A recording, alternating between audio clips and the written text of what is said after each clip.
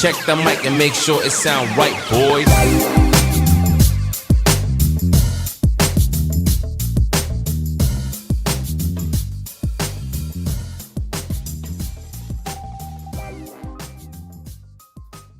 Welcome one and all to the Defiant Takes Football Show. I'm Max Dean. You can find me on Twitter at @BMaxDean. And I am here with Matthew Brown at Sorcerer Matt on Twitter to both break down the Thursday night game between the Lions and the Packers, as well as talk a little Week 4 fantasy coming up. Now, normally we have Coach Kevin Spencer, who is a longtime NFL coach, to recap the Thursday night game. He is unfortunately feeling well. He still works part-time as a coach with some high school football players. And you know how school is, always getting sick with something, especially when the weather starts to change. So just wishing him to get well soon. But Matt, appreciate you coming on. How you doing tonight? I'm doing good. I'm slowly just taking over the show. I started week 1 where I was just this fantasy segment. Then I started moving up a little bit earlier. Now I'm pretty soon. I'm just gonna, it'll just be me and for an hour and a half just talking about things. Well, hey, you know what? I could use a night off. So yes, we are going to recap the Lions' resounding win over the Packers. Then we're going to do some fantasy talk. And last week we had a bunch of questions in the chat, which was awesome. We'll be happy to answer. Not sure how many we'll get today, but if we do, definitely going to jump on those as well. So get your questions primed and ready. If you are listening to the podcast version of this, you'll also get the rookie update for week 3 with Nick Merriam and myself. That'll come at the end of the podcast. But for the live show, we're just talking Thursday night and fantasy. All right. So we have the Detroit Lions winning at Lambeau 34-20. All right. And for those of you who don't know, which I think most of you who are listening here probably do at this point, Matt is a Packers fan. So we're going to try and take it a little easy on him tonight. Primetime loss to a division rival never feels good. But I'll let you start. What were your initial thoughts to this game? That was about as bad of a first half as I have seen one team play, and as good of a first half as I have seen another team play. The Packers just laid an egg in the first half. Nothing was going right. It was the defense was bad, the offense was bad, everything was bad. And then outside of the interception on the third play of the game or whatever it was, the Lions were just running up and down the field. And, we knew that this Lions offense, this is what offensive coordinator Ben Johnson can do with this Lions offense. But what surprised me the most was the questions were the defense, especially with CJ Gardner-Johnson gone for the season, most likely. And some other question marks there of can people take second? Yeah. Can people take second year leaps? Can these signings, free agent signings come in? Man, that defense looked really, really good. And it really wasn't until you get up by a lot and you kind of start to relax a little bit. And that's when the Packers could kind of start moving the ball. There was a little glimmer of, well, maybe they're going to come back, but I really don't think there was any real bid for it. I think the Lions were really, from start to finish, were in control of this game. It did seem that way. So before we get to the story of the first and second half, we have to talk about the pivotal moment.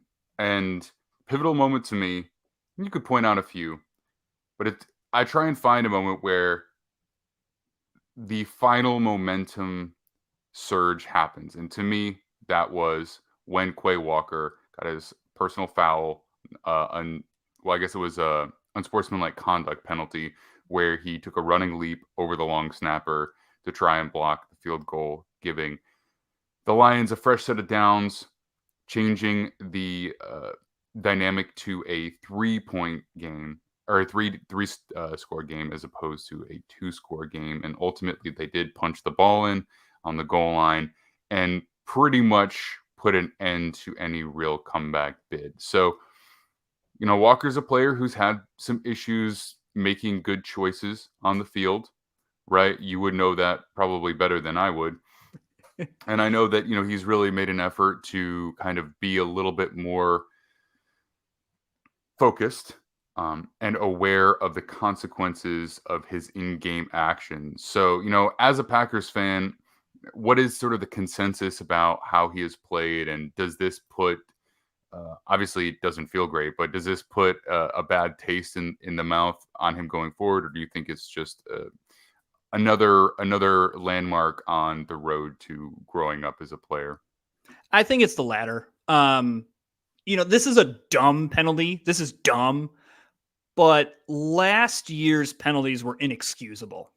Shoving coaches, shoving trainers, that's just, you can't do that. Like that's a whole new level of idiotic.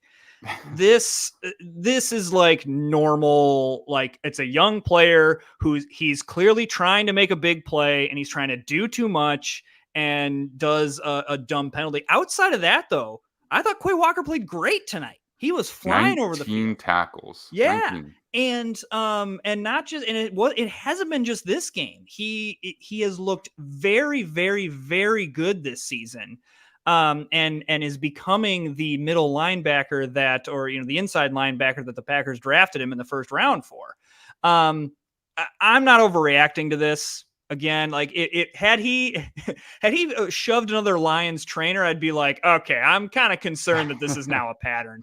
This is just, he got too jacked, too juiced, was like, here we go. I'm going to go make a big play on special teams and I'm going to block this field goal. And then we're going to, go down and win this game. And that was just not the time. I mean, you have them take the points, you're down by 13 and you give the ball back to the offense and hope they can, it is possible to score, do an onside kick, get another score. It's not high percentage, but it just, that play, even let's say even he got over there and blocked it. It just that's just such a low percentage play. And you saw Matt LaFleur talking to him afterwards, and I'm sure he'll talk to him some more of like, that's just not the play that we need at that moment. So I think it's just a young player just trying to do too much. I'm not overreacting to it.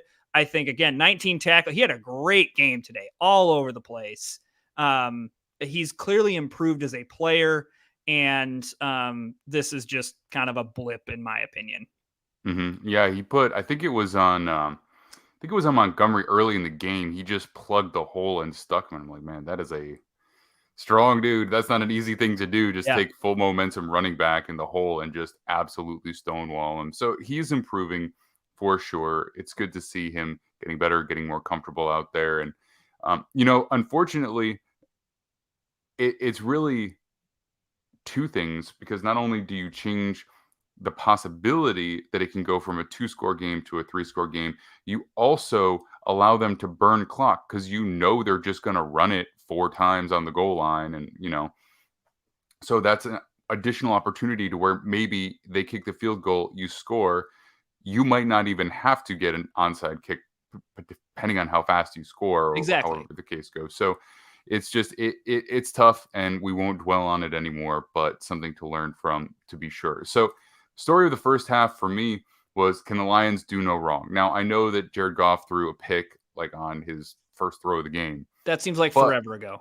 If in the scheme of the first half, it was the only drive which they didn't score points on, and it was the only drive where they allowed points in the first half. So it's, pretty much everything else they did was shut down defense, consistent scoring, multiple touchdown drives, plus a field goal drive. I mean, they are 27-3, not at the end of the half, I think, but, it felt like that. And Goff was moving the ball.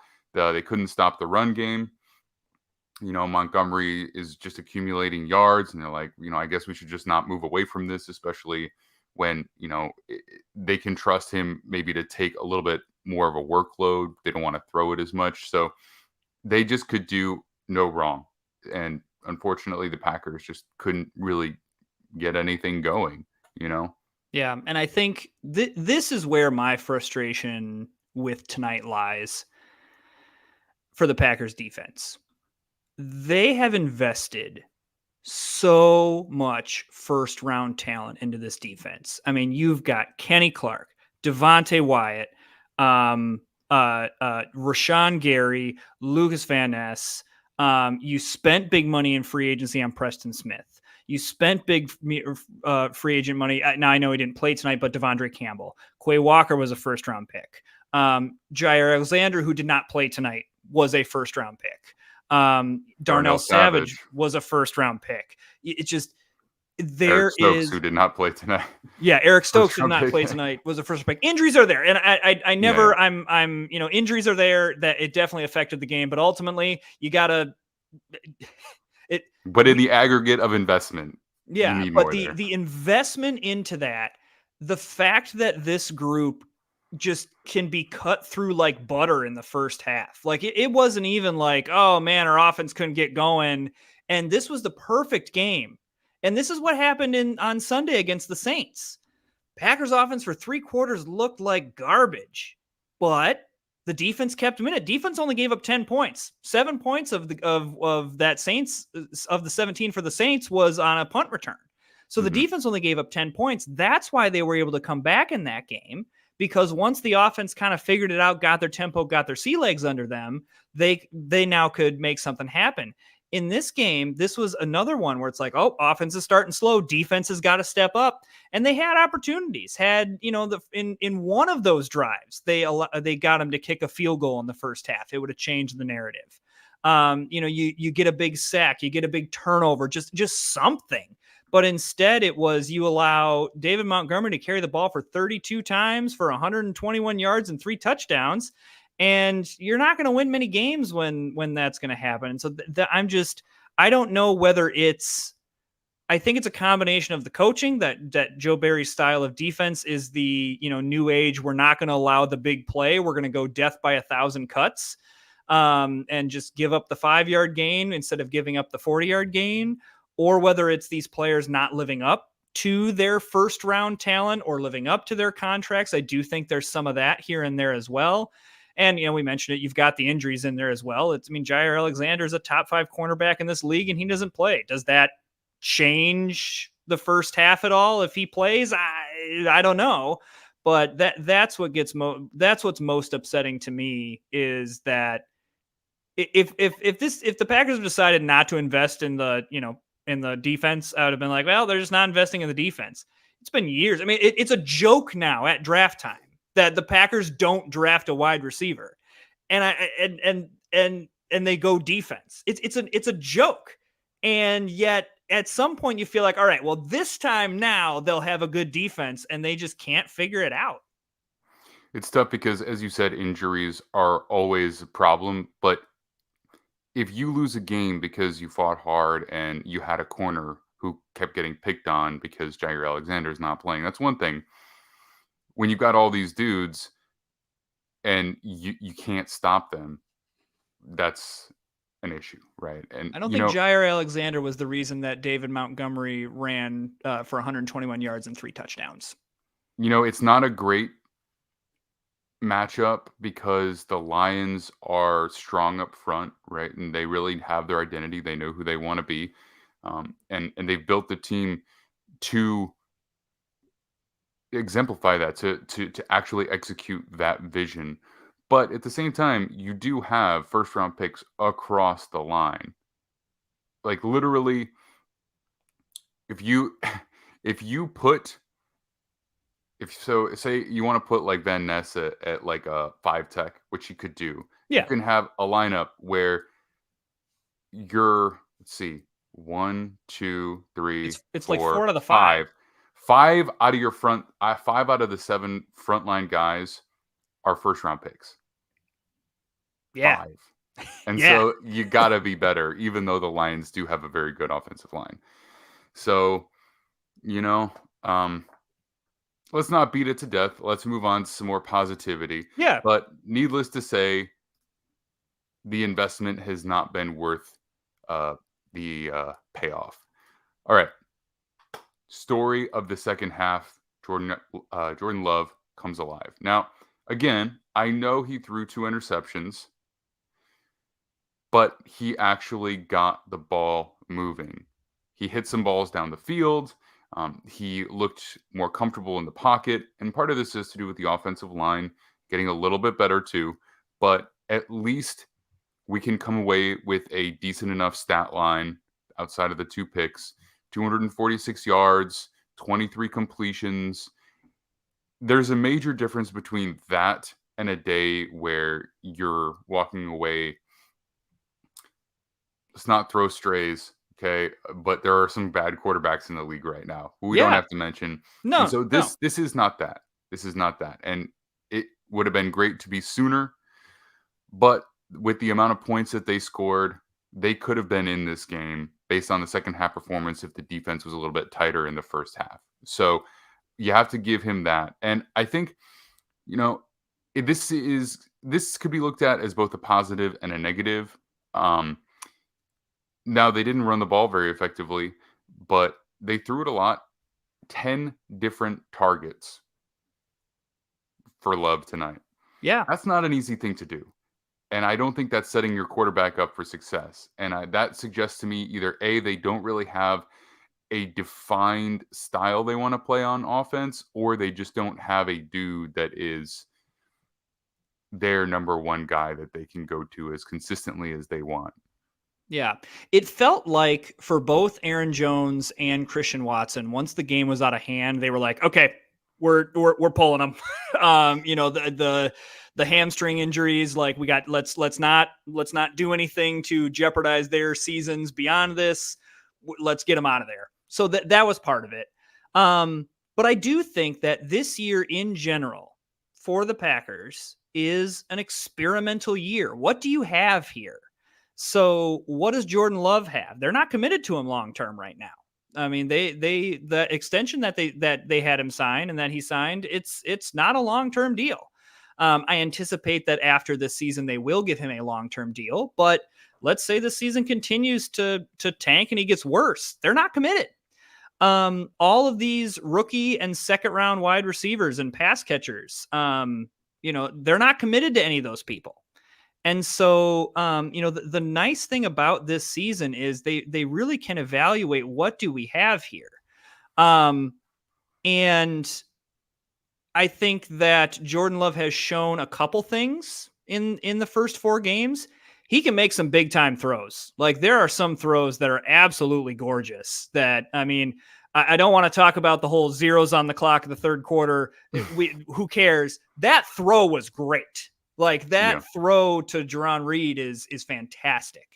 And it's throws like that can give me more promise of that he can be the quarterback of the future. We are as the Packers fan base is one of the most spoiled fan bases because we went from Brett Favre to Aaron Rodgers, and it would be great, awesome, if Jordan Love could have just walked in here and picked up right where Aaron Rodgers left off, and here we are, 13 win seasons, we're running the North again, yada yada yada. It's just not going to happen. Like this is a young team, and what excites me is a second half like this. The team didn't quit. We've seen that. The aforementioned, you all know what teams we're talking about, that you get into a blowout and it just feels like this team just kind of quits. They're, the sidelines, everything. Now this team is engaged. They're trying to work on stuff. They're running plays. They're seeing, hey, we can still come back from this. Let's try to make things happen.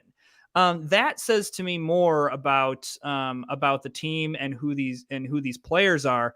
And then I'm looking down the road in 2 to 3 years, you're looking at this group of quarterback and pass catchers that have been together for 2 to 3 years, that have developed this chemistry.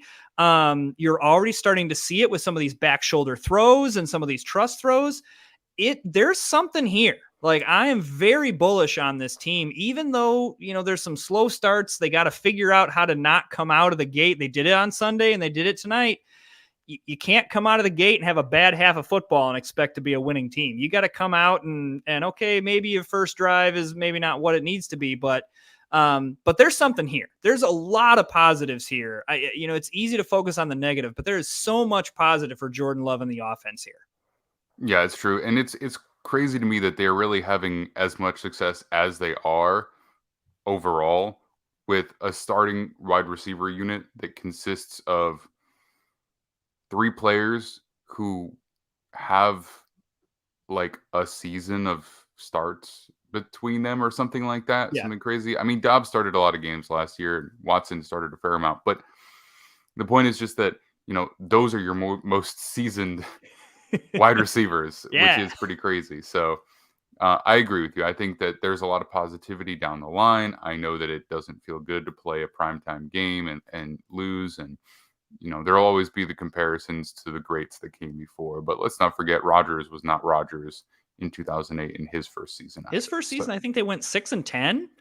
If you look at, I mean, when they flashed the upcoming schedule for the Packers, I mean, I think the Packers are going to be favored against the Raiders on Monday night next week.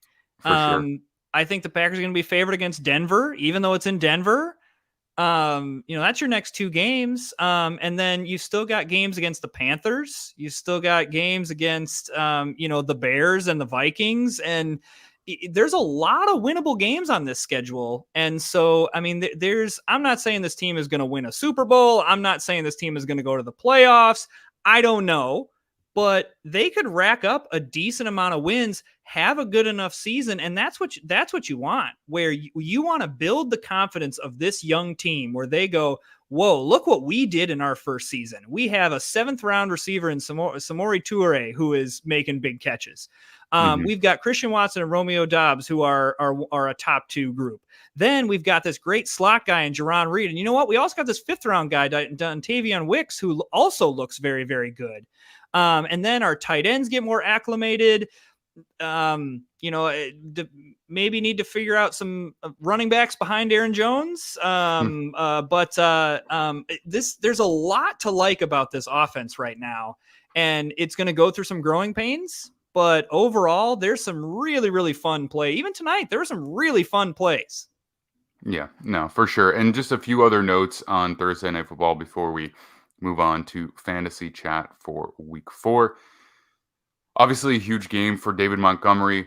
The final stat line looks a little bloated, not efficient, but when you give them the ball 4 times on the goal line and they don't care. You give them the ball at the end of the day just trying to burn clock. You don't care. So ultimately, he had a really nice night.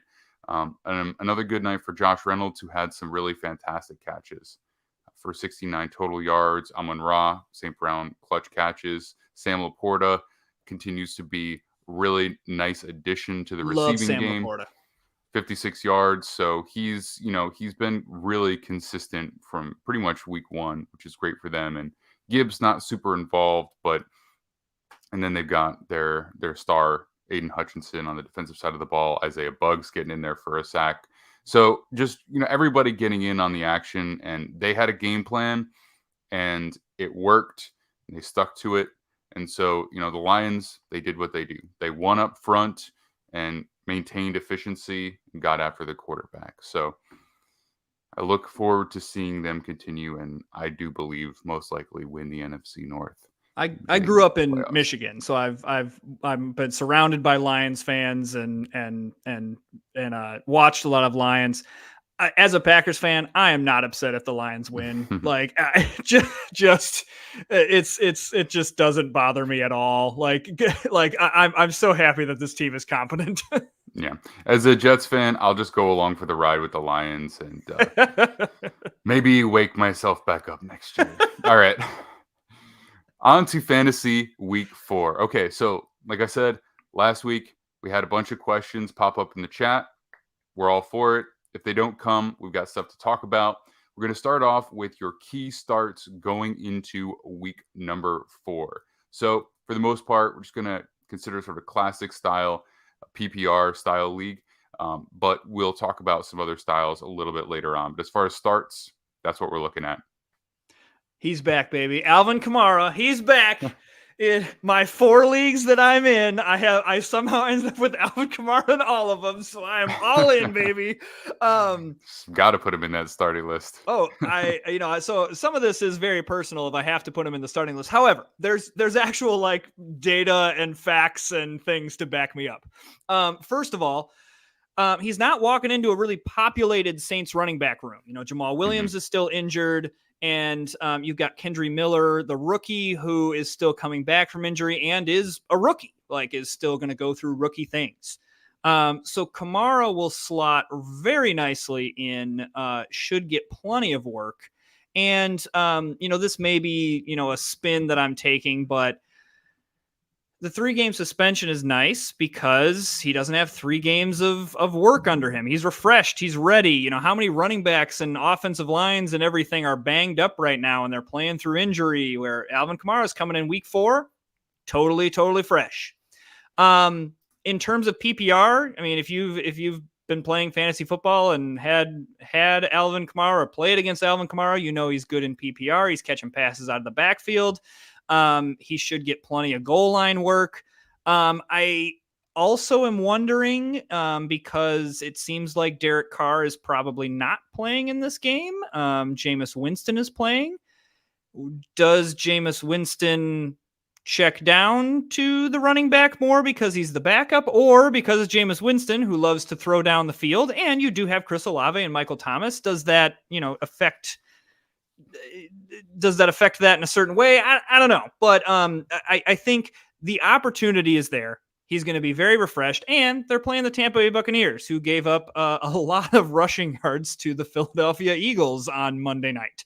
I understand the Eagles are in a different class with that offensive line, but still, like, they gave up over 200 rushing yards. If you've got Alvin Kamara, it's time. Deploy him. Yeah, no, I agree with you for a couple of reasons. One, while the Bucs defensive line may have not been great at stopping the run this past week, they are pretty good at rushing the passer between Shaq Barrett, Joe Tryon-Shoyinka. Some of their interior guys can rush the passer as well. And they have some decent coverage players too. So when you're inserting a new quarterback, you may be looking to A, run the ball more, and B, check the ball down a little bit more often. Now, I know that Jameis isn't always known for that, but from an offensive game plan standpoint, there may be a lot of design stuff to do that, not make him sit back there, diagnose the field, and execute, So I do anticipate Kamara getting a nice little workload early on, like you said. And then we'll see going forward, but based on all of the past data, he's definitely a player that you need to throw right into your starting lineup if you have him available. Yeah, I'm not doing the week of, we'll see how let me be very clear on this show. The advice that I give, I actually follow. It's not like I'm saying start Alvin Kamara and I'm like, I'm going to keep him on my bench for a week. No, I am all in. Alvin Kamara is in all of my lineups, which I was debating between. I have a league where I was debating between Jahmyr Gibbs or Alvin Kamara. As of right now, loving that decision. We'll see. But as of right now, I'm liking that decision. All right. So who is your next key start for the night? I got to talk about Brock Purdy. Let's get out of the matchup out of the way. It's the Arizona Cardinals. And I know you might be saying, hey, Matt, they're very plucky. They beat the Cowboys and they, were up on the Giants. And I get it. But they've also allowed their opponents to run up and down the field in terms of the passing game. The reason they were able to beat the Cowboys last week is because the Cowboys had 4 red zone trips and came away with 6 points. So, but in between the 20s, the Cowboys moved the ball up and down the field. So you've got a matchup. And then, gosh, Purdy's just turned into a very reliable starter. And so if you're sitting in a position where you don't have a reliable starter, you have a volatile starter at quarterback. Maybe you pick Justin Fields. Maybe you even in some of the top quarterbacks like Joe Burrow, maybe you had Joe Burrow and he just hasn't lived up to his expectations. I mean, last week I wouldn't call oh my gosh, wow, you're not calling last Thursday night the Brock Purdy game. But he had 301 yards and 2 touchdowns. That's going to get you a solid amount of points in fantasy football. There's plenty of weapons around with Christian McCaffrey, with Brandon Ayuk, with Deebo Samuel, with George Kittle, with whomever Kyle Shanahan can throw in there. There's a really, really safe floor. And in terms of fantasy football, players like that are players you want in your lineup where there's a safe floor. Little bit worried about sometimes he can be a little erratic on some potential interceptions. It hasn't come back to bite him, But, if you watch the game last week, there were like 3 or 4 passes in the first couple drives. You were like, whoa, whoa, Brock, my man, like calm it down here. But so far that hasn't really come back to bite him.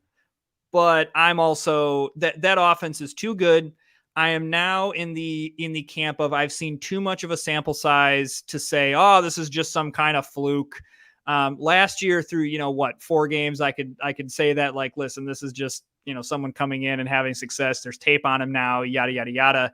But now, like, there's been tape on him, and defenses have had a whole off season to prepare for Brock Purdy, and it doesn't seem to be stopping him. So if you're in the position where you need a quarterback, in general, I think outside of just this week, Brock Purdy's a good option, but especially against the Cardinals this week, I like Brock Purdy. I like that too.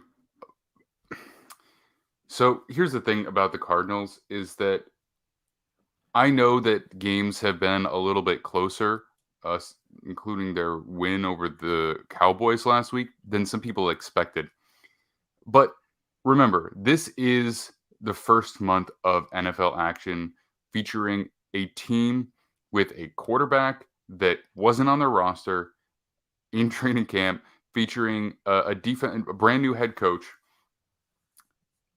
This is the exact type of thing where people are going to, in my opinion, look back at the end of the season and be like, yeah, wow, why did we think the Cardinals were actually going to be okay?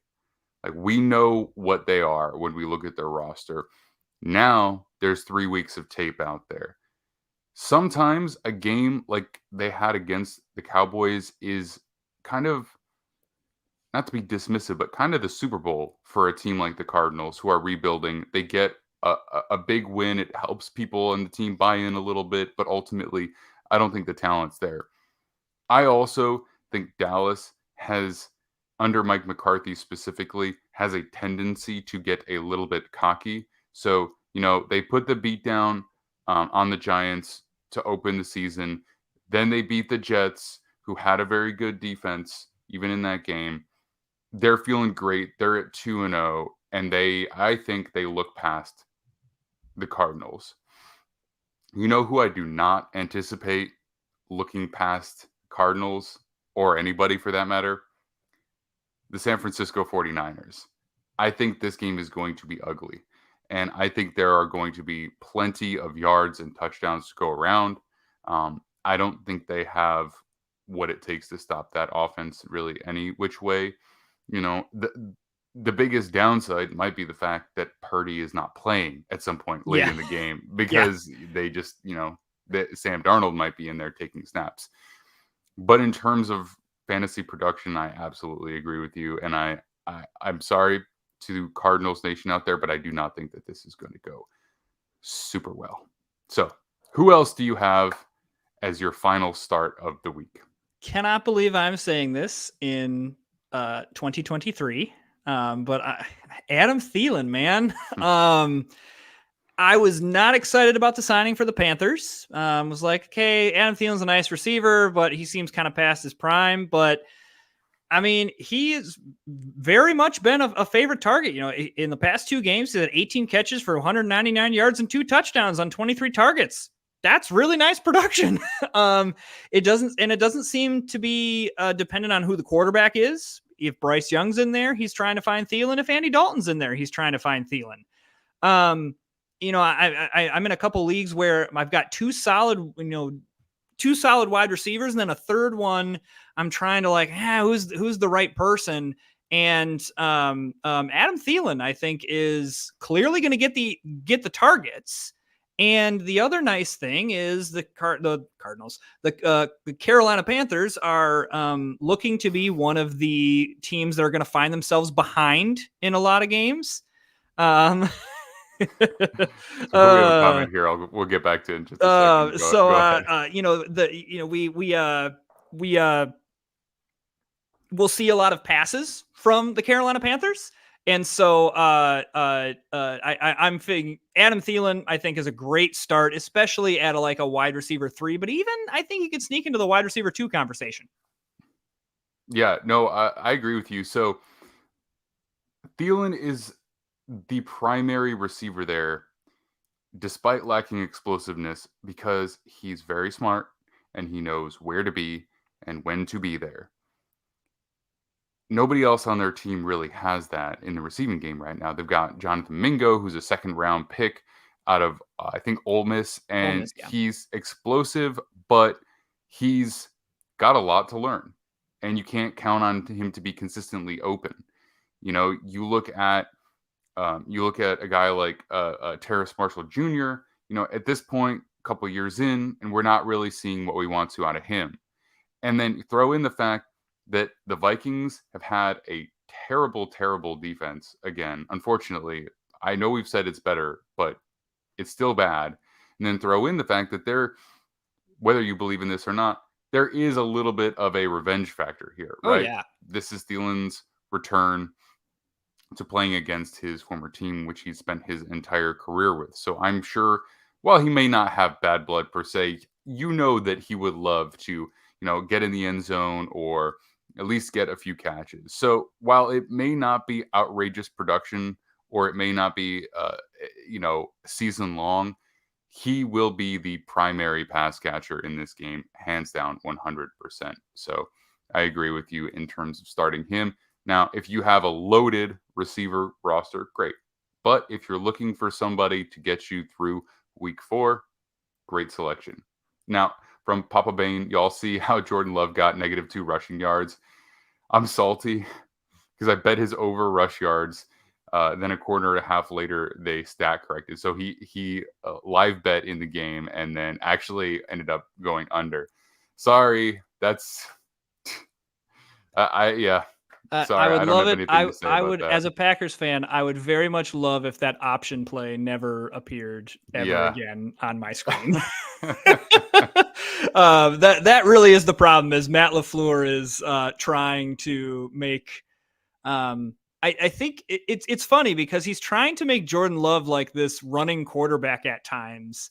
And Well, you saw the touchdown, Oh, right? So I'm not saying that Jordan Love's not a statue back there, but I also like if I'm thinking of I'm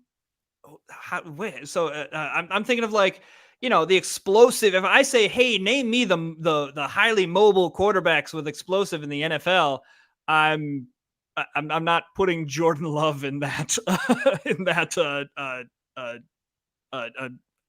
echelon of people. Yeah, so essentially, like, he bet the over 5.5 yards. He got that touchdown run for 9, and then looking back after the option play when he lost a whole bunch of yards, it's -2. Do they Yeah, count?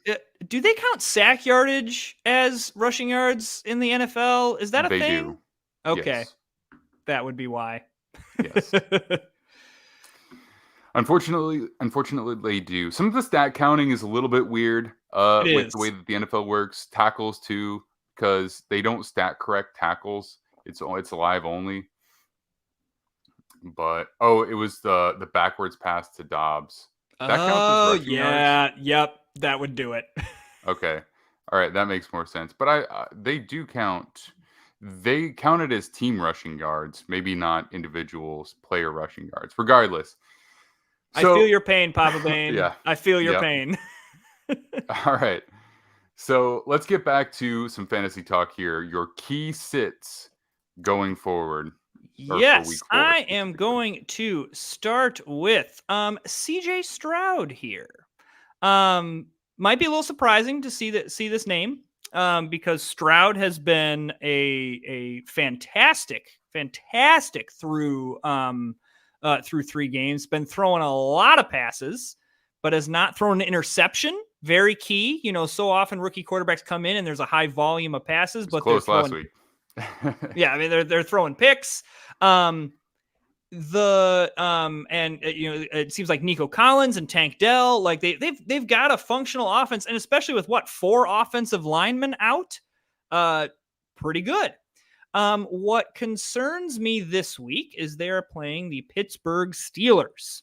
And while Stroud has been great, when he is under pressure, he's only completing 53.3% of his passes, and his passer rating is a mediocre 78.2 when under pressure. So the matchup here The Steelers, they generate pressure on 38% of the time and have the third highest sack rate in the NFL. Obviously, TJ Watt is off to a blazing hot start, averaging 2 sacks a game, 6 sacks. He's well on his way to, having a historic season.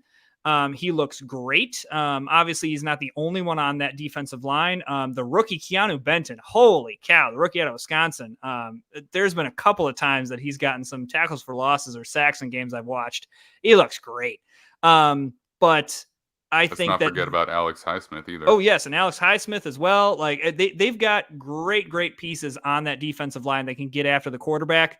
With the offensive line injuries, with Stroud's lesser proficiency in the passing game when he is being pressured, and the Pittsburgh Steelers' high sack rate or high pressure rate, I think that that Stroud is a good sit this week. I think he's worth picking up because I think that when they're not playing the Steelers, and maybe when they get some of these offensive line pieces back, feeling good about Stroud being a good quarterback moving forward.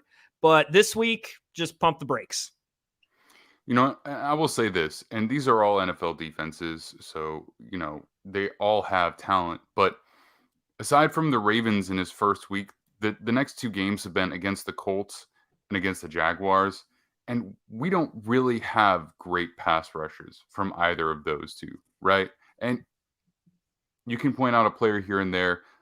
Let's not even consider putting them in the same echelon as the Pittsburgh Steelers. Plus, the number of interceptions that they generate because of that pressure. I mean, you got Minkah Fitzpatrick, you've got linebackers picking the ball off, you got TJ Watt picking the ball off, I don't think he's had a pick this year, but he's had him before. You got Alex Highsmith returning one to the house. So Nick and I just talked about CJ Stroud in our rookie update for week 3. We talk a lot of positive things about him, actually. And if you're listening to the podcast version of this, you'll hear it at the end. And if you're watching us live or on YouTube, you can go see that video. It's from earlier today. But I think, keeping him on the bench is probably the wise move against a defense like this, because while, he has performed well as far as rookie quarterbacks go and been pretty efficient overall, this is going to be a whole new animal for him. It's probably going to be a rough go for him. Yeah, the matchup, there's a lot of my sits this week are all matchup based. Mm-hmm. It's not necessarily that I hate the player. Their matchup is horrible, which segues me very nicely into Zay Flowers. Man, do I love me some Zay Flowers. He looks great on the Ravens offense, and they're clearly starting him. In week 3, he saw 93.1% of the snaps. That's great. With so many rookies, you're seeing them having problems getting on the field, having problems getting snaps. His target share is a little bit low, but I'm not super concerned about that. Lamar Jackson clearly likes throwing in the ball. This week, the Ravens are playing the Cleveland Browns, who have looked fantastic on defense. That defense looks like there's 15 guys out there and are all over the place getting after the quarterback. I understand last week's game was against the Tennessee Titans, but it's not like the Tennessee Titans are void of talent on the offense, and they are very well coached. The Browns are allowing the fewest fantasy points to wide receivers this season. Find someone who's not playing the defense that has given up the least amount of fantasy points to wide receivers. Similar to Stroud, Zay Flowers is a perfectly fine player that you should keep on your bench and use in plenty of other matchups. But this week, just let the Browns defense feast. And I wouldn't be surprised if it's a big Lamar game of him just kind of running around. But again, pump the brakes on Flowers this week. I get that for sure. The Browns they're playing lights out. Their pass rush is phenomenal. Myles Garrett is, making his case for Defensive Player of the Year. And I think that while it's great that the Ravens have migrated away a little bit from the run heavy offense, or I don't even want to say run heavy. I would say run dependent offense that they've had over the past few years. Sometimes that's going to be the play. And I think that's going to be the play this week. Now, that might be more running from Lamar, might be relying on their quarterback or their running backs a little bit more, despite being a little banged up in that regard. I think the the fewer amount of times you give Myles Garrett the opportunity to, come after you, then you're probably better off. And unfortunately, that's going to mean less targets across the board. Plus, they're very physical, and Flowers is not the biggest dude. So, I think playing a little bit more of a finesse defense is going to be where he specializes, which might be the majority of the season. But Exactly. Browns, little Yeah. nerve wracking. A little dubious of that. A little off topic, but we might have a really fun defensive player of the year race between Watt, Parsons, and Garrett. We are seeing some very, very dominant performances. And even, to be honest with you, Aiden Hutchinson has some good stats as well. I don't think he's quite up to those three yet, but we're going to have a really, really fun defensive player of the year argument here throughout the season. And I'm here for it. I think it's great when there's multiple players that are exploding like this. Yeah, and we're going to talk more about those players in just a minute, and I'll tell you why. But we have a question here from Make COD Great Again. 2-1 in an 18 PPR and projected even this week. Would you flex Zay Flowers, George Pickens, Zach Moss, Nico Collins, Damian Pierce? Who would you drop? I added Moss with my kicker. I'm probably dropping Damian Pierce in this situation. The Texans want to throw the ball. That's pretty clear. And until that offensive line kind of gets competent, it's going to be tough sledding. I have Damian Pierce in one of my leagues, and I've just gotten to the point where I'm benching him. And honestly, maybe we'll keep him around for some of the bye weeks, but I don't think I'm going to really be actively trying to start him. Obviously, we just talked about Zay Flowers. I like Zay Flowers. I think George Pickens is a really solid, it seems like the Pittsburgh offense has kind of stabilized a little bit. Look, it's one of those things, and looking back, they played the 49ers and the Cleveland Browns. It's like, did they just play the best two defenses in the NFL? And that's why their offense maybe didn't look so good. So I like Pickens. Zach Moss has been great. And it does not seem like Jonathan Taylor is coming back to be able, he does not want to play for the Colts. So Zach Moss is getting a lot of volume, scoring a lot of points. And I think Nico Collins is the same way with, if because they're throwing the ball so much, Nico Collins is really, really good. So Damian Pierce is who I would drop. Out of that bunch, I would flex in Zach Moss. I got to check. I should know who the Colts are playing this week, considering that, they're playing the Rams. So, I mean, Aaron Donald is up front, but I don't think that super scares me. I think that Moss or Pickens would probably be my my best bet. Again, the Steelers are playing the Texans, so maybe I lean Pickens because of the matchup. But Pickens or Moss it feels good to me. Because of the matchup, I think I lean Pickens. I'm going to take Moss, I think, for my answer, because I just watched I just watched the entire all 22 of this past week, the Texans versus the Jaguars, right? Because I was watching CJ Stroud and I was watching Anderson as well on the other side. And the Jags really had to just throw it short the entire game because they didn't really get great protection for Trevor Lawrence. And Lawrence is, at this point, a better quarterback than Pickett is, right? And so I just not sure I love either of those receivers this week. And Moss, like you said, Moss has been playing pretty well. I think,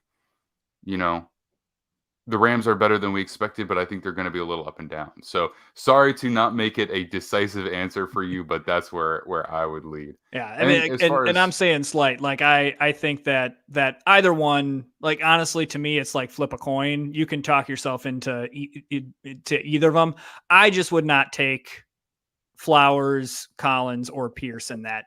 Out of the 5 that you gave, Pickens or Moss is the pick, and it just depends on which argument you kind of see. Is like, do you think that Pickens gets more work, or do you think that Aaron Donald is going to shut down Zach Moss, or do you think that Aaron Donald's just one guy, they'll just scheme around running away from him, and they're clearly feeding the rock to Zach Moss? So, yeah. Yeah, and as far as drop, it's either Pierce or Collins. It might be a little premature to do Collins, but I just see Tank Dell emerging as their number 1 target substantially, and I think they'll keep going back to him. But I'm not hard on that. So if you want to take Matt's advice on the drop, then go right ahead. I'm definitely not dropping Zay Flowers, George Pickens, or Zach Moss. Like that Agreed. really is the similar to kind of the toss-up thing. Toss up, which Texans player do you want to drop? So yeah. All right. Who is your final key sit for week 4? I love Brian Robinson of what I have seen. I do not like him this week because I don't know if you've heard, Max, but the Eagles have a really good defensive line. Just once again, we allowed them to get Jalen Carter. I don't know why. And now he's amazing. The Eagles have allowed, this is the stat that I just absolutely love. The Eagles have allowed 121 rushing yards on the season. David Montgomery got 121 rushing yards tonight. So Brian Robinson is going to be tough sledding. And then this game has the potential to be a game that gets out of hand, where the Eagles just dominate on defense. The defensive line just wrecks Sam Howell and the offensive line. The offense finds its groove. We're throwing it around to A.J. Brown, Devontae Smith, and DeAndre Swift keeps it going. He's running all over the place. And so it's going to be a blowout. Well, last week we got to see what happens to the Commanders' offense when they're in a blowout because they got blown out by the Bills. And he only got 10 carries in that game. So if that game follows a similar script, I'm going to expect that they kind of abandon the run game, try to air it out. It's going to be a lot more opportunities for Terry McLaurin, Jahad Dotson. I'm not saying you should start those people. I really think you should just kind of avoid the Commanders this week. I think the Bills are on a nice, or not the Bills, the Eagles are on a nice little tear. But Brian Robinson, especially, I know with a lot of running back injuries, people are often trying to find running backs, but I do not expect big things out of Brian Robinson. He's a low end flex play for me this week. Yeah, I absolutely agree with you. I was just talking to Nick earlier, and I think this part we talked about off air, but the Eagles are a team that, despite having ups and downs over the course of the first 3 weeks, they have won.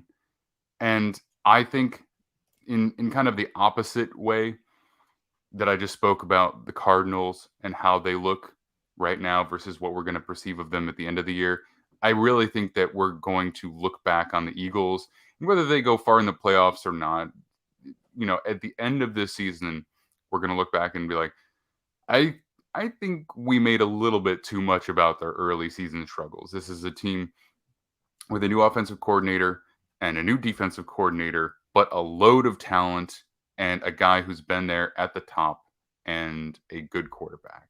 And we're not going to see perfection every week, but I think they're finding their legs. And I think that they're going to come down pretty hard on a division rival. So unfortunately for the Commanders, and unfortunately for Nick, who is a Commanders fan, I don't think this week is going to go super well for them. And I know they'll try and run the ball to start with, but they will have to step away more than likely as the score deficit gets larger and larger. And so, yes, Brian Robinson, probably not the ideal play for this week. All right. One last thing we're going to talk about today.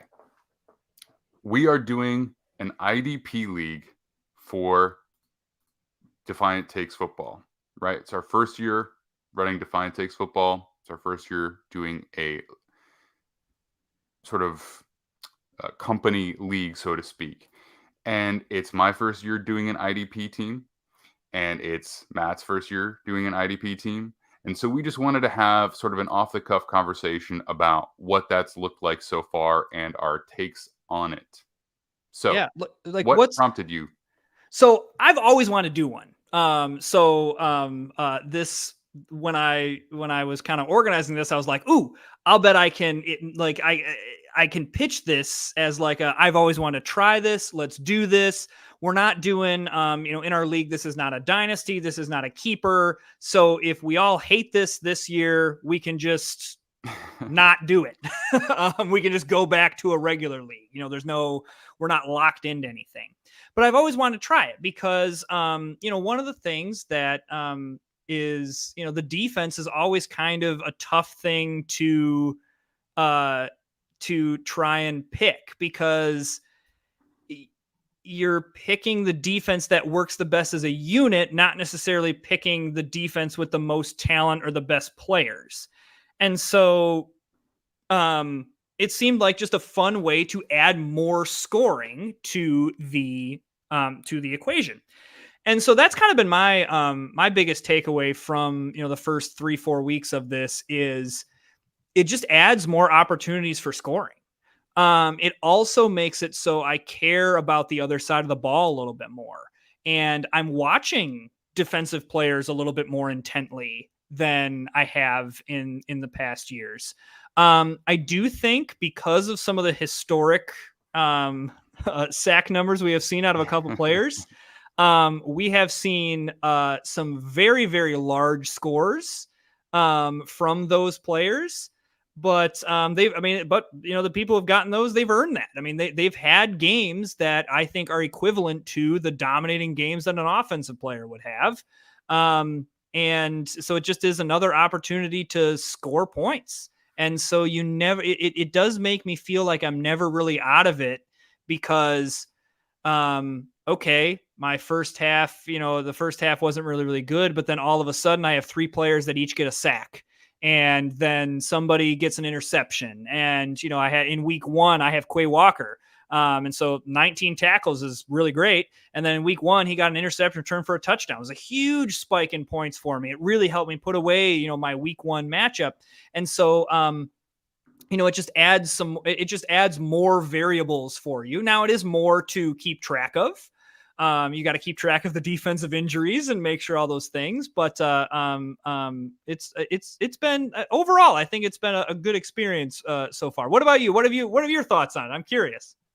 Okay, so we have a question from a garble of letters, but we'll get to that in just a moment. I promise we'll answer. I want to hold the conversation here for just a sec. And Angel Saldana, we will get back, I promise. So we're going to hit those questions in just a minute. But I want to make sure that we don't lose track of where we are. Okay, so for me, so my first foray into the defensive league, and I didn't really have this deep understanding of what the point system looks like for players and how that translates to fantasy football, right? We kind of all know now what it looks like when a player has a 57-yard game with 4 receptions and a touchdown. We just have this innate understanding. We've all been doing this for a while. Yeah. But when you turn that into defensive point scoring, it's like, well, what does a sack really mean? What does this number of tackles really mean? What does this TFL really mean?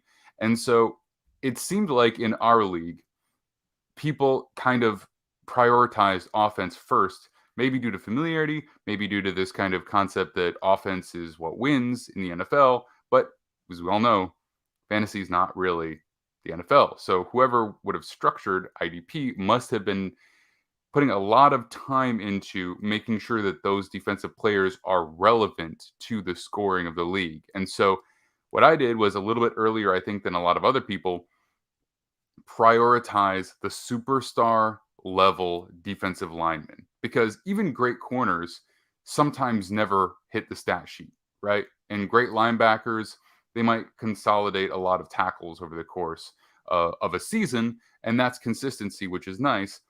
But the superstar pass rushers are the ones who are generating consistent sacks and TFLs. And so I was like, I'm going to start scooping up those guys. So I managed to get TJ Watt and Myles Garrett and Quinnen Williams. And so those are my three big time players.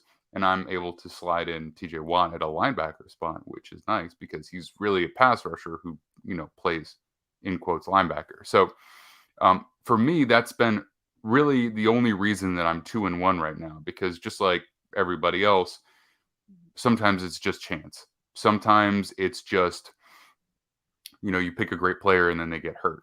But for me, those players have won me the 2 games that I've won.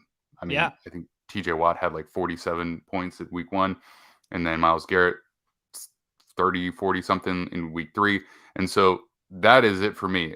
When you're looking at IDP, don't worry about who's your wide receiver 3. Don't worry about maybe even who's your wide receiver 2, because, and especially in a 12-team league that we are running, those are going to spread out thin quick. So get those superstar pass rushing players who generate the TFLs, the forced fumbles, and the sacks. Interceptions are a lot harder to predict than sacks. So that is my word of wisdom based on the very little time that I've spent doing this. Yeah. It's been, again, I think overall it's been good, but yeah, if I had to go back and do it again, like you said, I would prioritize the defensive players much sooner than I did. Just look, if I went back and looked at the draft and went, why did I take that player there? Why did I feel the need to grab that player there when this player was sitting there? Like I should have just grabbed this player. So, I got to tweak my strategies here because, you never know if we'll keep doing this IDP league, but no one's come out and said they hate it. So, we'll see what happens at the end of the year. I think it makes it more interesting. I think, one of the things that I always felt disappointed by about fantasy football is the fact that it takes an entire defense and special teams and just throws it into just one little lump. Yeah. And so it takes a deeper knowledge of the game. It takes better understanding, I think. And maybe the people who play have that understanding, but it challenges you more to think about it week to week. But yeah, I think we're going to do it again next year. We'll see. We'll see if all my star defensive players get knocked out by injury and then I get mad. But all of a sudden, Mac's like, we should do a keeper league where we keep some defensive players. Ooh, yeah. Yeah, I didn't even think about that. That's a great idea.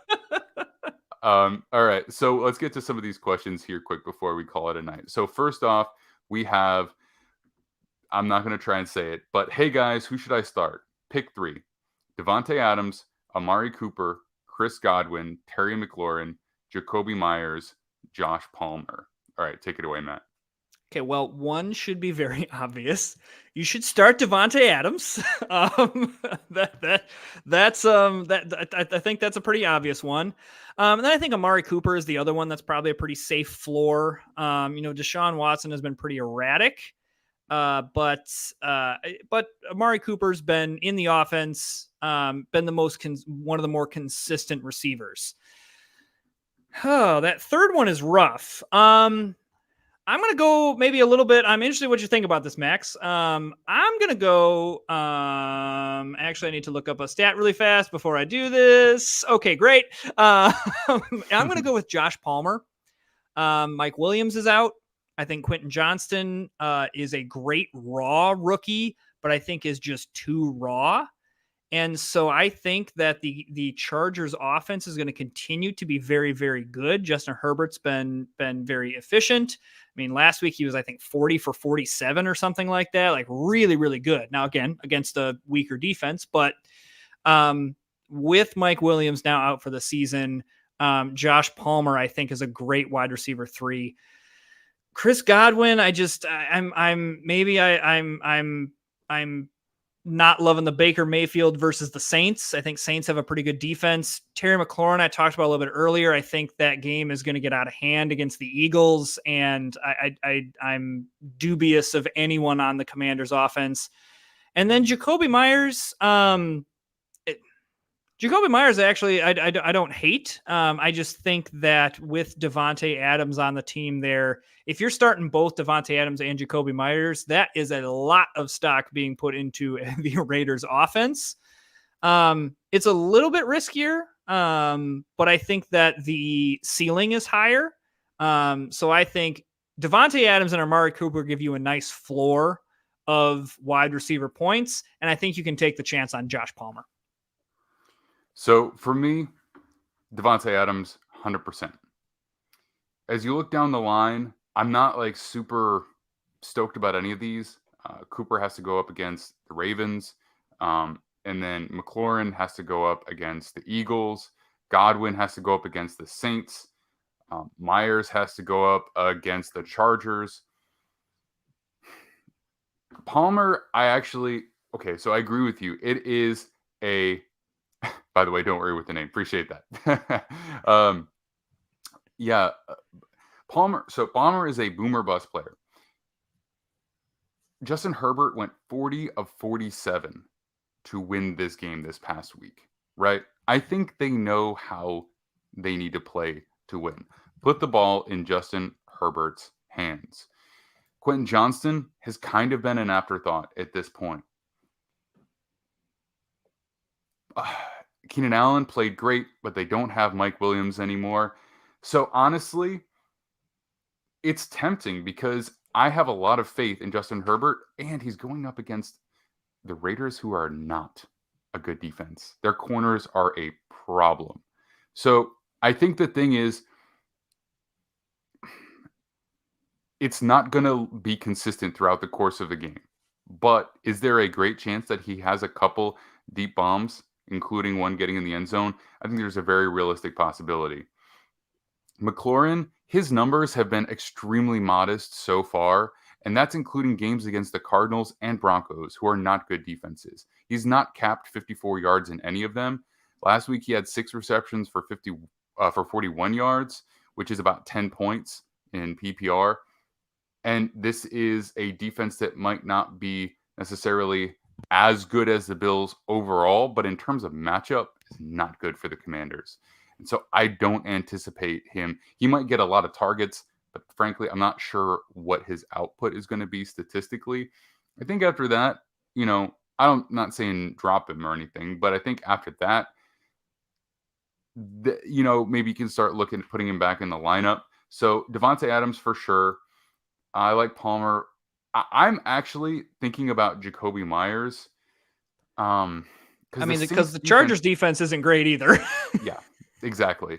So it's kind of matchup based here, to be honest, because, Chris Godwin, he has not been the primary receiver at all. And Baker's really looked to Mike Evans as much as humanly possible. And they're going up against probably the best defense they've played. I have to look back at what their schedule's been up to this point just to remind myself. But the Saints have been really good. So I don't love him in that situation. And Cooper's the number one target. So I guess I go Devontae Adams and Cooper. And then it'd be between Myers and Palmer.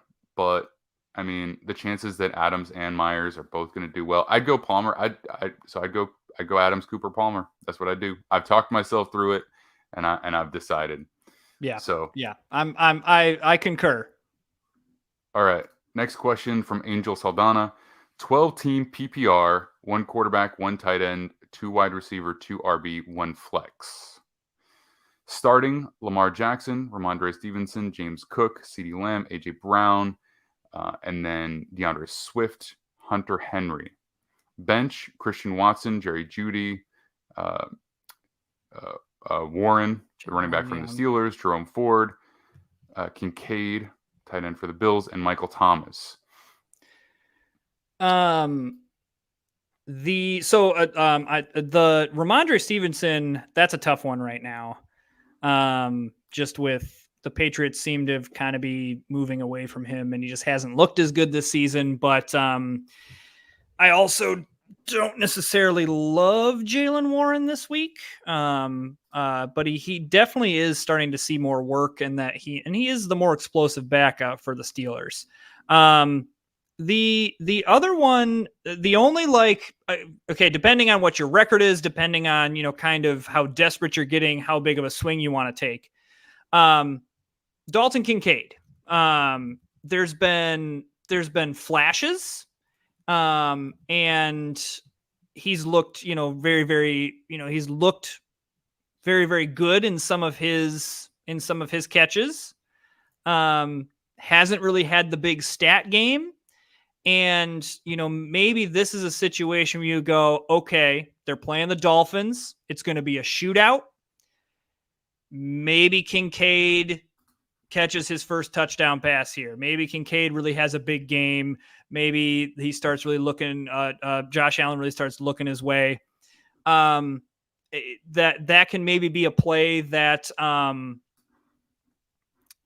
gives you some upside while not really sacrificing a lot, because while Hunter Henry, I think, has a little bit higher floor, I don't think it's like a massively higher floor.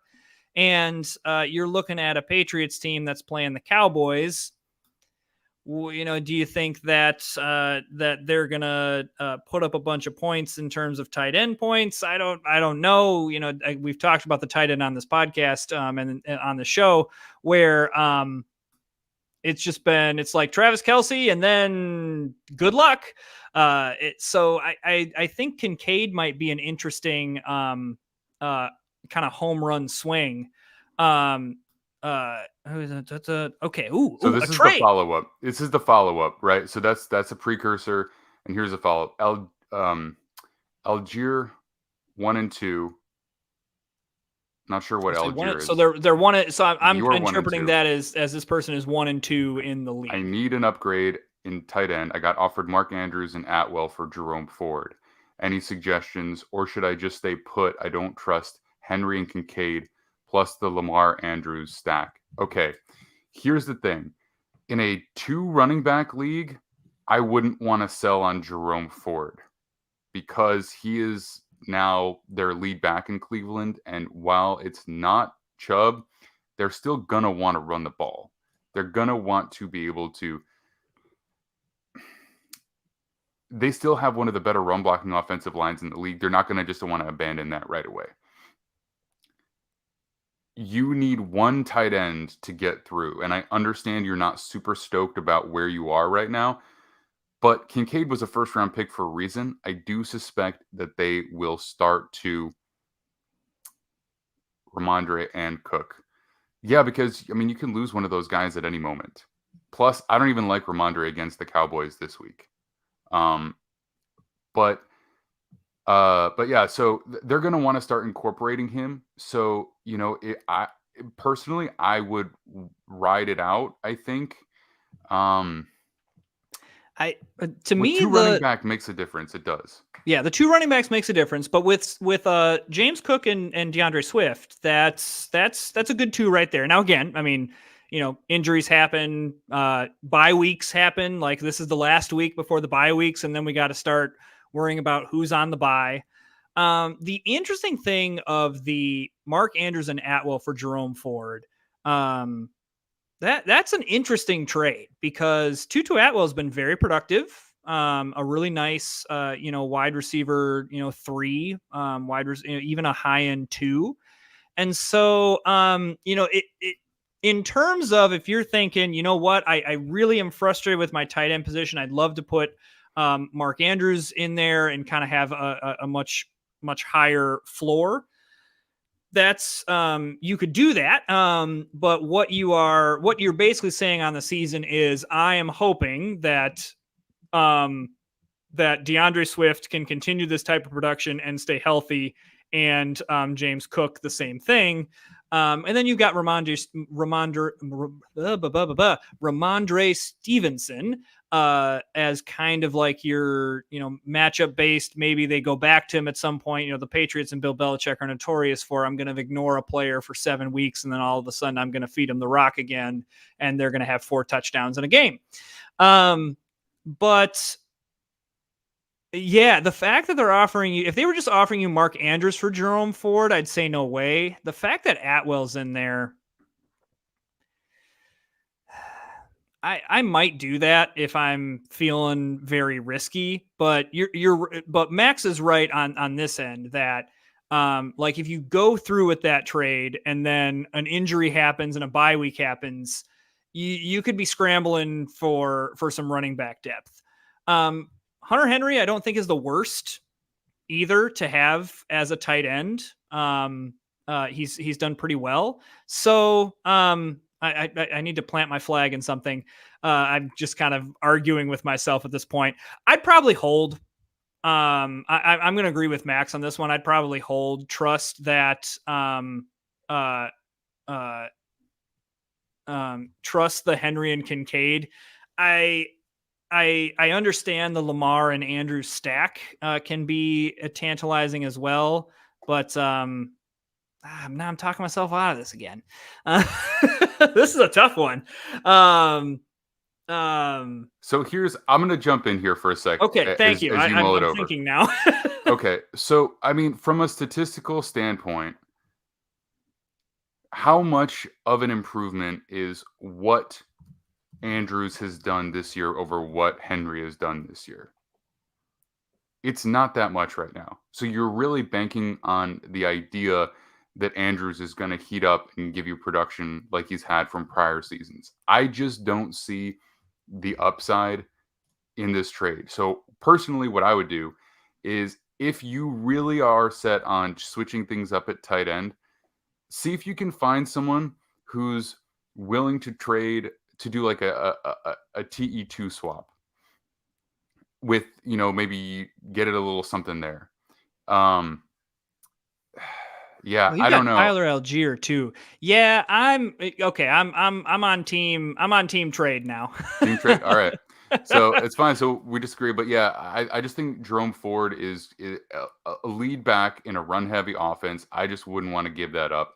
And I think that you're going to be able to get guys who will be as productive as Atwell because guys like, you're going to get Cooper Kupp back eventually. And so I just see a diminished role for Atwell in the future. Whereas I see as long as Ford is healthy, he's going to be the guy. So I just don't want to sell that. I guess, I mean, here's the I'm going to argue with myself again, but Hunter Henry has had 5 catches for 56 yards and a touchdown, 6 catches for 52 yards and a touchdown. And then in a game against a tough Jets defense, only 2 receptions for 17 yards. Mark Andrews has only played in 2 games because he missed the first game. He had 5 receptions for 45 yards and a touchdown, 4 receptions for 35 yards and no touchdown. Like you said, Max, you're banking on that Andrews kind of continues on a trajectory up, but it seems like Hunter Henry has a pretty safe floor as well, especially in the red zone. The only issue would be that the Patriots offense is a little bit more of a, I think, work in progress than what the Ravens offense is. So, I think I'm still on team trade because that leaves you with Tyler Algier, who's still getting work despite all the Bijan Robinson being great. He's still getting solid work. You've got James Cook, DeAndre Swift, and even Ramondre Stevenson. That's a pretty decent running back room. And you do then get some nice upside with Mark Andrews and Tutu Atwell. Right. I get it. I do. It's just for me, especially in a 2 running back league, I'm just not willing to give up a guy who is a lead back. With a Swift, yeah, he had a great game. I don't know if he's going to continue to be the lead back, if they're going to feel like this week they want to play somebody else more. I really don't know.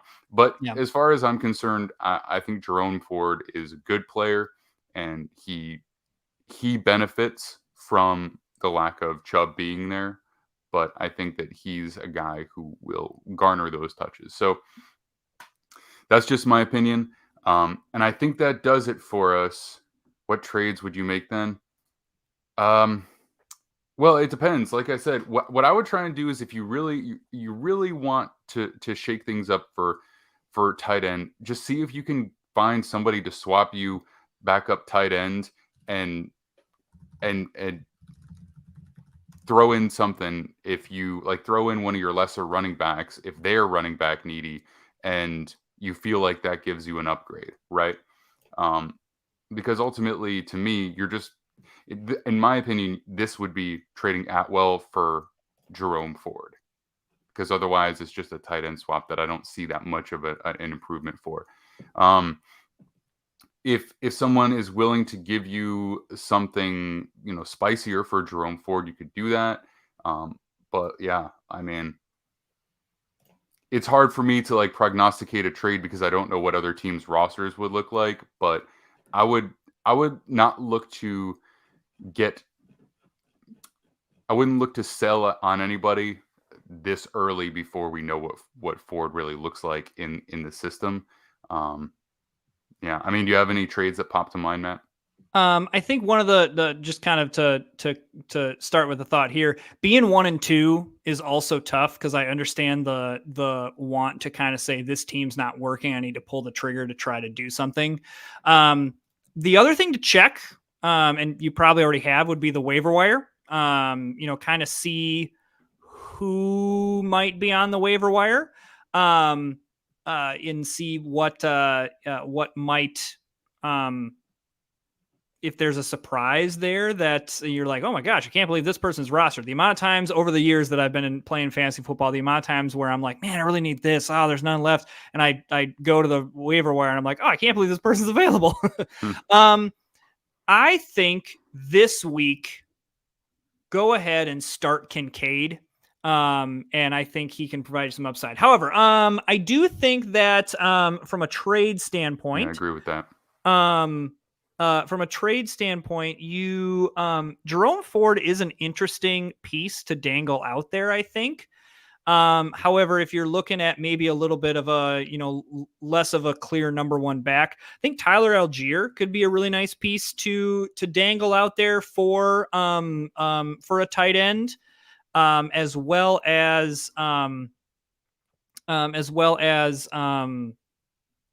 trying to think of Algier and Jerome Ford would be who I'd want to move off of. But you could also see what the market is for Ramondre Stevenson and see if there's someone who's willing to kind of take a chance on the upside, and you don't have to deal with the headache anymore of will Bill Belichick and Bill O'Brien give the ball to Ramondre Stevenson. And you might be able to get some decent value back that way. Even maybe go to this person who's offering you Mark Andrews and Atwell for Jerome Ford and see if they'll trade Mark Andrews for Ramondre Stevenson straight up. I don't hate that trade. I think each of them have been kind of disappointing stat lines and, but have the potential to explode. And you know what, if you trade him away and Ramondre Stevenson explodes, so be it. I'm just looking at the history of the last 20 years of Patriots running backs, and they are not always to be counted on. So again, I don't know if this person would accept that trade, but if you say, hey, you can drop Tutu Atwell off of this, what do you say, Mark Andrews for Ramondre Stevenson straight up? That might be a way to get the stack that you're looking for. And maybe in order to sweeten that deal, maybe even you throw in like Hunter Henry or Dalton Kincaid because you don't need to roster the 3 tight ends. And maybe that's a way that you can kind of get what you're wanting at the tight end position without really having to give up a lot for your roster. All right, last question. What should I give up for Eckler on my team? What should I give up for Eckler? That is tricky because after his dominating first week 1 performance, he's been out, though he is hinting at a possible return. What is the most I would give up there? I'm assuming you're probably going to have to give up a running back, and probably a running back that has had some type of production. So you're looking at DeAndre Swift, or you're looking at James Cook, in my opinion. History tells us that DeAndre Swift is probably is a injury prone player. It's always tough to count on injuries. I never want to be in a position where that player's just going to get injured, because guess what? They might not. We can't predict that. But still, I mean, these last 2 weeks have been just insane for DeAndre Swift. chances are that kind of starts to curb off, especially as the Eagles start to figure out their passing game. I think they're going to throw it around some more, really give Jalen Hurts. The other thing, the tush push is still here. And anything at the 1 yard line is Jalen Hurts with that play. So you're missing out on a lot of goal line touches. So, probably going to have to do, I would say DeAndre Swift. Then, let's see. I'm trying to remember the rest of your team. Are you able to pull up I can pull previous it up comment, again. Max? Let me see here. Because my memory is not that fantastic. Okay. Oh, this is so helpful. Maybe Christian Watson. Again, kind of play the upside where you've got CeeDee Lamb and AJ Brown, and you've got Jerry Jeudy and Michael Thomas. And so Christian Watson catches a touchdown tonight. But also what we've seen of that is that, they've been kind of throwing around some more. So maybe you can kind of package Swift, Watson. Maybe you need another piece in there. Like maybe you need to throw in trying to think of maybe you need to throw in like a Jalen Warren or a Dalton Kincaid to make that work. But I would start with Swift and Watson and see what the other manager is looking for. Because that's also what you want to look at is, okay, is the person who has Eckler, what do they need on their roster? Do they need wide receivers? Do they need more running back depth? Do they need a tight end? You can kind of put some pressure points on them by saying, listen, you need this position. So I have this position and I'm willing to give it to you. So yeah, I'd start with Swift and Christian Watson and then kind of build a package out of there. I would say this. Eckler is a great player. He's a great fantasy producer, and he misses as many games as just about anybody else out there. From what I briefly read, he is hinting at a return for week 4. That doesn't necessarily mean that he's going to play week 4. So I would hold off probably until you know for sure, which at that point it might be too late to make the trade for this week. The thing I would say too is this. Think about how you're going to feel at the end of the season. If you make a hard push for Eckler, you're going to feel stoked when you get him. And then when he goes on IR a week later, you have a great game with him, and then he's on IR. How frustrated are you going to be about that move? And you could say that about anybody, but this is someone who gets consistently injured. Vice versa. How frustrated are you going to be that you didn't go out and get Austin Eckler? It depends on what it would have costed. So what I would see is if he doesn't play in week 4, kind of broach the subject and see how frustrated his fantasy manager is about his lack of production.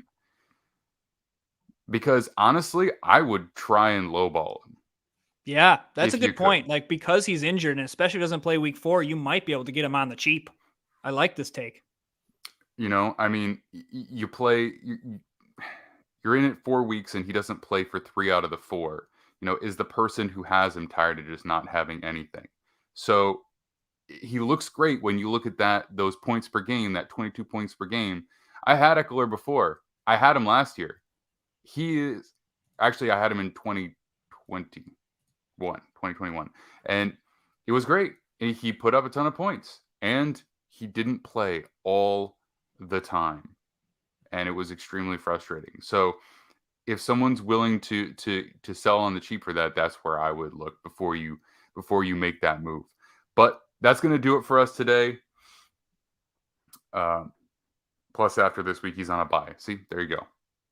Yeah, you might be able to lowball him. Try the lowball. Do what Max said. I'm sorry, pointing this way. All right, guys, thanks so much for listening. Appreciate the new subscribers. Appreciate all the questions. You can find me on Twitter at TheMaxDean. You can find Matt at Sorcerer Matt. You can find Defiant Take Football at Defiant Takes FB. And you can find all of our written work over at defianttakesfootball.com. Tons of content on the channel. You can check out the podcast feed. We've got film breakdowns. We've got live streams. We've got pick'ems. We've got anything football related. It is here. So we'll see you all again very soon. Matt, until next Thursday.